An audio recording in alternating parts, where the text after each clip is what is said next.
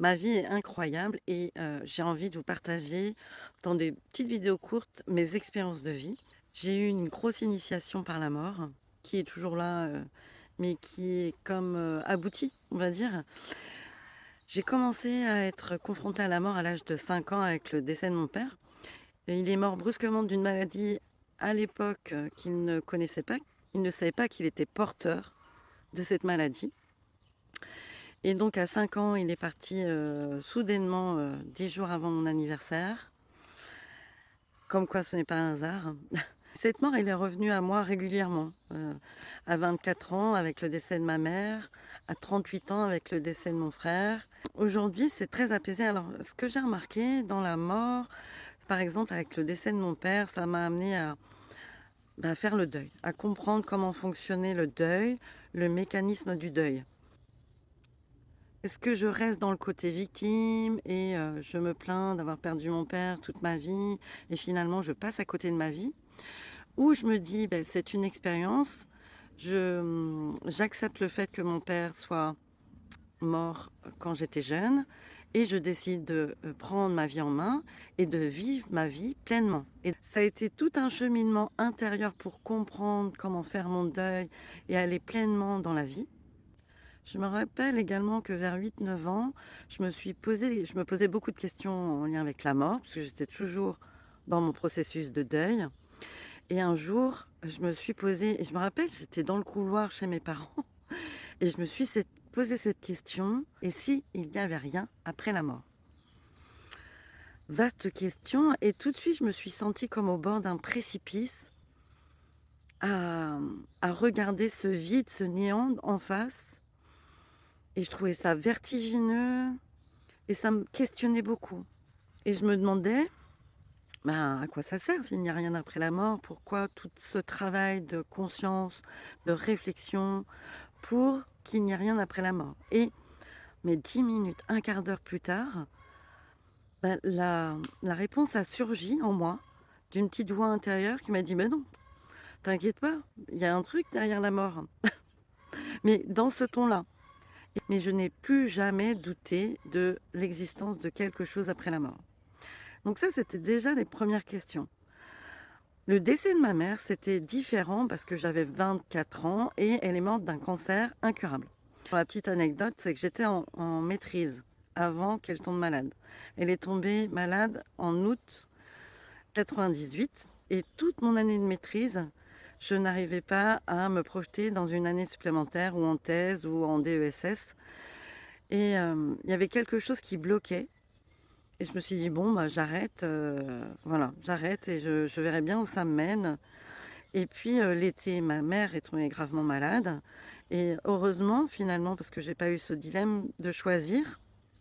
Le choix, il avait été fait avant et le la maladie et le décès de ma mère m'a vraiment amenée à lâcher prise, à lâcher le contrôle, à voir que parfois, dans la vie, on ne fait pas toujours ce que l'on veut. Ma mère, en plus, à l'époque, elle était célibataire, elle était seule, hein. Et donc elle comptait sur, ses enfants, hein, mon frère et moi, pour, s'occuper d'elle et puis gérer, la maison, gérer, les papiers, gérer un peu tout. L'expérience que j'ai eue avec ma mère, qui est quand même assez forte, c'est le matin. Elle est morte au petit matin avant le lever du jour et le matin où elle est décédée, j'étais entre 2 sommeils. Je savais que j'allais me lever, mais j'étais encore dans une phase de demi-sommeil et c'est là où on capte le mieux, hein, d'ailleurs. Et là, j'entends: «T'inquiète pas, tout va bien», mais plusieurs fois: «T'inquiète pas, tout va bien». Et je dis: «OK», bon voilà, j'étais encore endormie. Mon réveil sonne, je me lève, je vais prendre ma douche et là, pendant que je suis sous la douche, le téléphone, sonne. Le téléphone fixe, hein, à l'époque, 99, le téléphone fixe sonne et donc j'étais avec, Manu, donc j'ai fait une vidéo, hein, sur ma vie sentimentale, donc ma flamme jumelle, et il est allé répondre. Il est allé répondre au téléphone. Donc c'était ma grand-mère au téléphone qui lui a dit, que ma mère était décédée, là, juste avant. Et donc il est monté, me voir dans la salle de bain, il m'annonce la nouvelle et je regarde comme ça droit dans les yeux et je lui dis: «Ben, en fait, je sais». Et puis après le décès de ma mère, j'ai été confrontée à ma blessure de rejet. Blessure de rejet, elle me connecte à ma famille d'âme. Elle est en lien avec ma famille d'âme, donc elle est très importante pour moi. Et ça, c'était, tout l'apprentissage avec ma mère. Et puis à 38 ans, j'ai perdu mon frère de la même maladie que mon père, donc le syndrome de Marfan. Oui, c'était le même scénario. Soudainement, il est mort chez lui, dans son canapé, un soir au repos, quoi. Quelque chose de très soudain et là, je n'ai pas senti le décès, comme s'il n'était pas venu, me voir ou voilà, moi j'ai pas capté en tout cas. Et là, le décès de mon frère, beh, c'était un peu le test final, comment je vivais la mort aujourd'hui. Une mort soudaine en tout cas.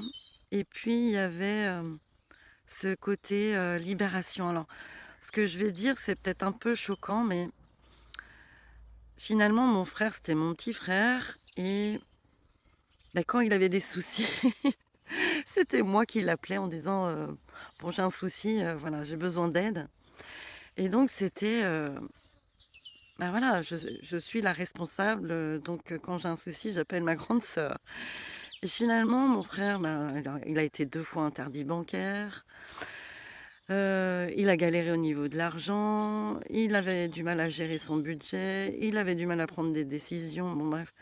Donc finalement quand il est décédé, bah, ça faisait une sorte de poids en moins, quelque chose de plus léger qui s'installait en moi. Moi, j'ai ressenti comme ça, hein, mais quelque chose de plus léger, en tout cas.